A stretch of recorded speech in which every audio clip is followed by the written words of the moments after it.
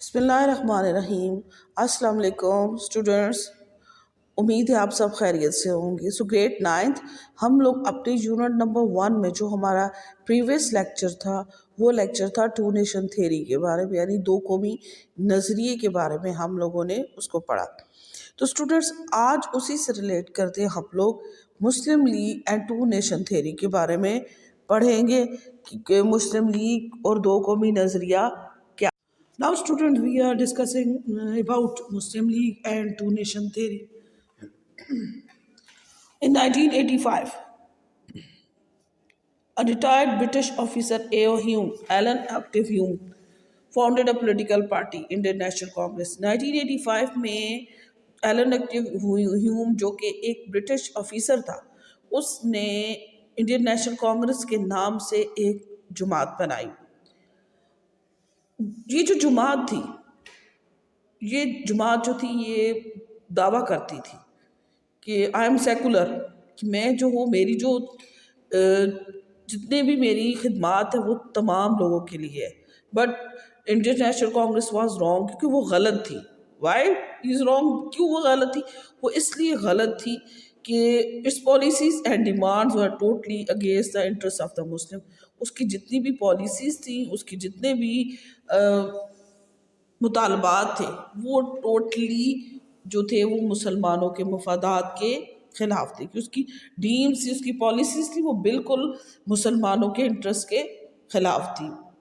when sir Syed Ahmad Khan presented two nation theory, جب انہوں نے دو قومی نظریے کو پیش کیا تو مسلمانوں نے بھی شروع کر دی سیپریٹ پولیٹیکل اسٹرگل، اپنی انہوں نے الگ سیاسی جدوجہد شروع کر دی۔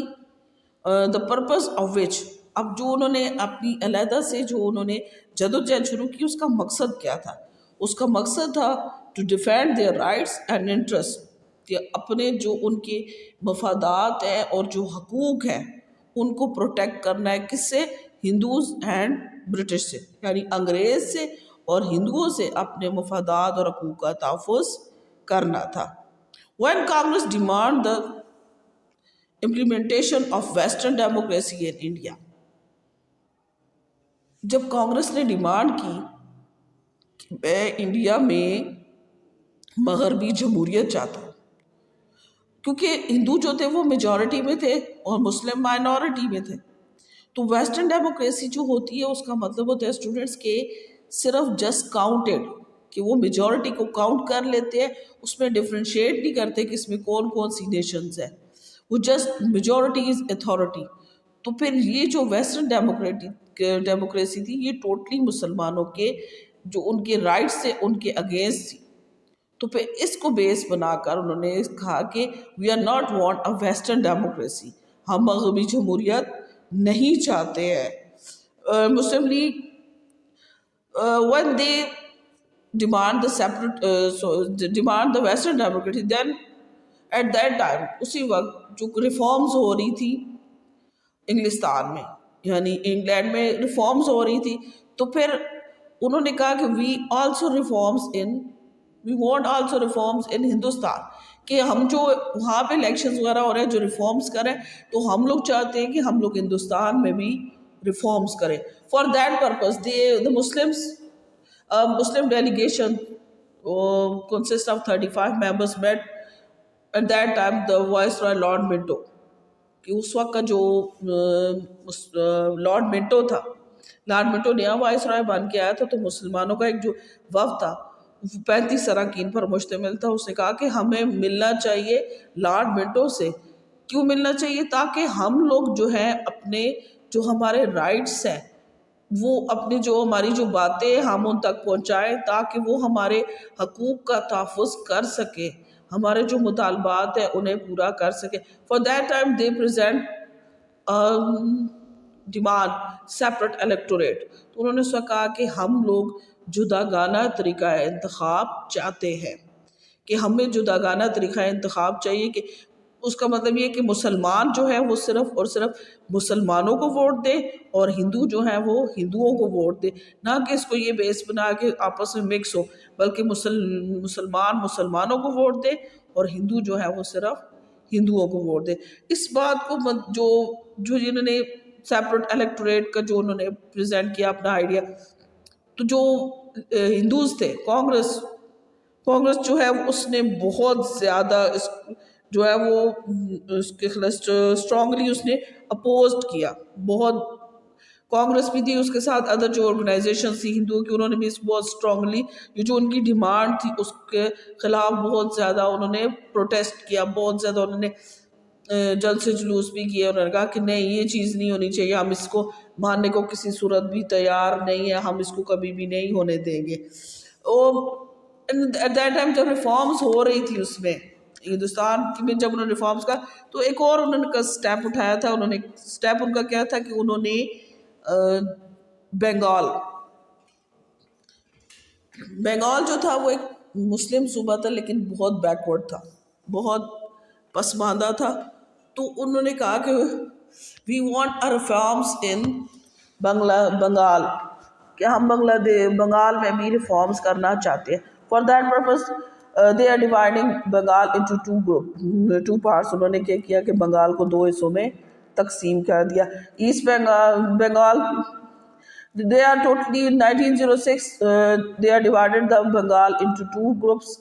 The peoples of Hindus, they are against this because one of these 2 provinces, East Western Bengal, Muslim majority had been established. وہ کیوں اس کے خلاف ہو گئے؟ انہوں نے کہا کہ اگر یہ جو تقسیم ہے اسی طریقے سے قائم رہی تو پھر کیا ہو جائے گا کہ مشرقی بنگال اور آسام میں مسلمانوں کی اکثریت قائم ہو جائے گی. کہ مسلم، اور ہم لوگ کسی صورت نہیں چاہ رہے کہ مسلم جو ہے کسی ایک جگہ پر رہ کر یونائٹ ہو. اس لیے انہوں نے کیا کیا، اس کے خلاف انہوں نے بولنا شروع کر دیا. For that time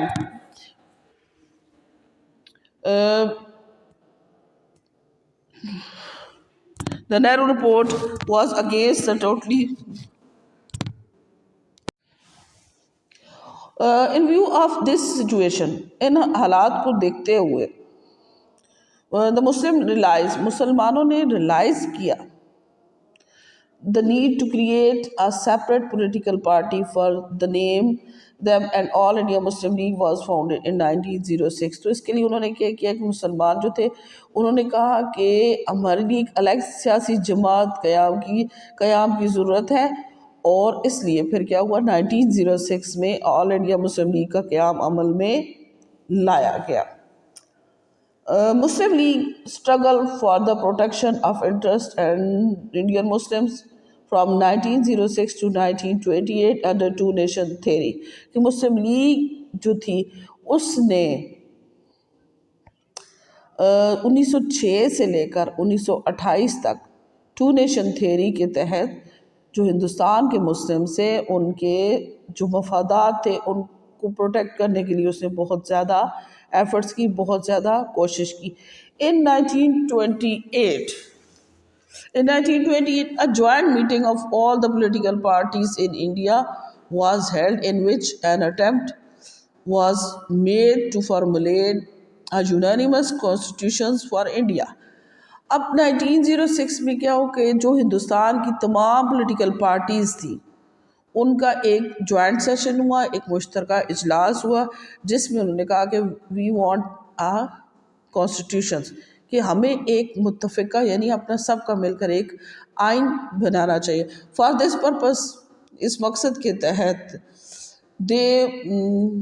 committee was constituted in which the Hindus and Congress leaders were in majority. ایک کمیٹی بنائی گئی اور اس کمیٹی جو تھی ایک کمیٹی بنائی گئی اور اس غرض سے کمیٹی قائم کی گئی جس میں ہندو اور کانگریس رہنماؤں کی اکثریت تھی. ان میں کون کون سے اراکین تھے؟ ان اراکین میں تھے ہمارے پاس آ جاتے ہیں سب سے پہلے مسٹر سبھاش چندر بوس، جے پارکر، مسٹر آمبے، 2 مسلم سے ان میں sir Ali Imam, mister Shuaib, mister Joshi, mister Pradhan, mister Mangal Singh اور سر نیچ بہادر سپرو.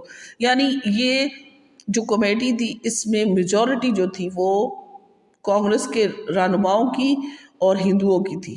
اور ایک اور مزے کی بات بھی کہ یہ جو جتنے بھی لوگ تھے یہ کانگریس کی فیور میں اور مسلمانوں کے اگینسٹ تھے. یعنی یہ صرف اور صرف کانگریس کو اور ہندوؤں کو فیور کرتے، حالانکہ ان میں دونوں مسلمز بھی موجود تھے، لیکن اس کے باوجود یہ لوگ جو تھے انہوں نے کیا کیا کہ انہوں نے مسلمانوں کے خلاف جو ہے وہ کام کیا۔ تو اس کمیٹی کا جو انہوں نے ہیڈ بنایا Moti Lal Nehru, and the report جو اس کا تھے کانگریس لیڈر تھے موتی لال نہرو، اس کو کمیٹی کا ہیڈ بنا دیا، and report presented by it is called the Nehru report, اور جو رپورٹ بنی اس کو نہرو رپورٹ کا نام دیا گیا۔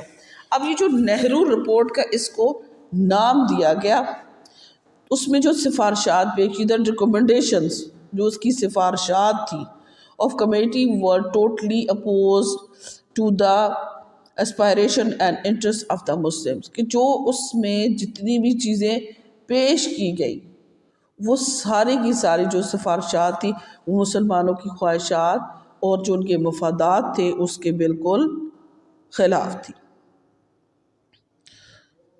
دا نہرو رپورٹ ایلیمینیٹڈ، جو نہرو رپورٹ تھی ایلیمینیٹڈ، اس نے ختم کر دی forever the possibility of Hindu-Muslim unity, and the Muslim realized that the protection of their interests in united India under Hindu majority was not possible۔ اب جو نہرو رپورٹ تھی اس نے ہندو مسلم جو اتحاد تھا، جو اس کو بالکل ہم ان کا آپس میں جو یونٹی تھی اس کو ٹوٹلی فنش کر دیا، اس کو بالکل ختم کر دیا، اور اس کے ساتھ ساتھ مسلم ریلائز، مسلمان اس چیز کو جان گئے تھے، انہیں احساس ہو گیا تھا the protection of their interest, کہ جو ان کے مفادات کا تحفظ ہے united India under majority was not possible, تو وہ کسی صورت میں بھی متحدہ ہندوستان میں جو ہے ہندو اکثریت کے تحت متحدہ ہندوستان میں ان کے مفادات کا تحفظ کسی صورت ممکن نہیں ہے، کسی صورت بھی ان کا یہاں پر وہ نہیں ہے۔ دس از دا امپورٹنٹ ہسٹوریکل پوائنٹ، کہ وہ ہسٹوریکل پوائنٹ تھا، وہ موڑ آ گیا تھا from where the ideology of Pakistan, جہاں سے جو originated from the two nation, لیکن دو قومی نظریہ جو تھا وہ یہاں سے نظریہ پاکستان کی شکل اختیار کر گیا۔ This important texture Quaid Azam اس اہم موقع موڑ پر قائد اعظم نے کہا ہیئر، قائد اعظم نے یہاں پہ کہا کہ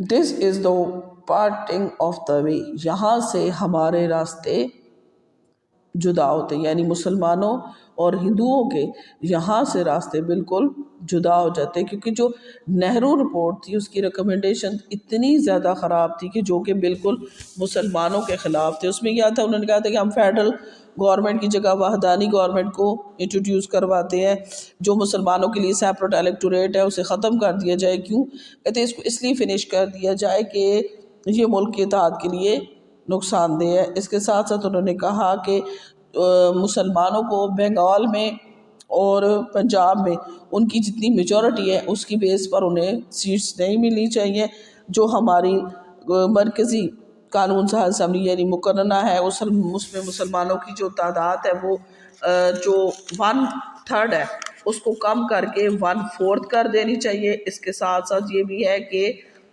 جو ہماری مرکزی کابینہ ہے، جو ہمارے پاس جو ایگزیکٹو ہے وائس رائے کی، اس میں مسلمانوں کی تعداد جو ہے وہ بھی 1/4 ہونی چاہیے، نہ کہ 1/3 ہونی چاہیے۔ ہندوستان کو ڈومینین اسٹیٹس قرار دیا جائے اور ہندوستان کو ایک سیکولر یعنی لادینی اسٹیٹ قرار دی جائے۔ تو یہ جتنی بھی نہرو رپورٹ کی جتنی بھی ریکمنڈیشن تھی یہ ٹوٹلی مسلمانوں کے اگینسٹ تھی، جس نے مسلمانوں اور ہندوؤں کا جو آپس میں ان کا اتحاد تھا اسے پرماننٹلی ختم کر دیا تھا۔ تو next one, but despite of all this, the Indian Congress and Muslim League tried till the last moment that the interest of the Muslims could be protected without partitioning India, but the Hindu majority and the anti-Muslim leaders تھے کہ بہت کوشش کی، حالانکہ انہوں نے اتنی زیادتی کی، اس کے باوجود ہندوستان کے مسلمان اور آل انڈیا مسلم لیگ نے آخر وقت تک کوشش کی کہ ہندوستان کو بغیر ڈیوائیڈ ہوئے ان کو مسلمانوں کو ان کے رائٹس دیے جائیں. بٹ ہندو اور کانگریسی جو لیڈرز تھے وہ کسی صورت بھی اس کو ماننے کو تیار نہیں تھے. Compare them demand the partition of India and establishment of separate and dependent Muslim state for them. تو اس لیے جو وہاں کے مسلمان تھے جب وہ تنگ آ گئے ان لوگوں سے، ہندو اکثریت سے بھی اور کانگریسی لیڈر سے بھی جب بہت زیادہ تنگ آ گئے، تو آخرکار انہوں نے کہا کہ اب ہمیں ہماری علیحدہ ریاست چاہیے، کہ ہم لوگ جو ہے مسلم ریاست ایک چاہتے ہیں جہاں پہ ہم اپنی زندگی اسلامی تعلیمات کے مطابق گزار سکیں. Now in 1937 elections provincial assemblies were held in India. 1937 میں صوبائی اسمبلی کے انتخابات ہوئے انڈیا میں. The Congress won the election in the Hindu majority province. جو ہندو میجورٹی پروونس تھے وہاں پر کانگریس نے کامیابی حاصل کی. اور مسلمز آر ٹوٹلی فیل. مسلمان جو تھے وہ بالکل فیل ہو گئے، کوئی بھی انہیں سیٹ مسلم لیگ کو نہیں حاصل ہوئی. اس کا رزلٹ کیا نکلا؟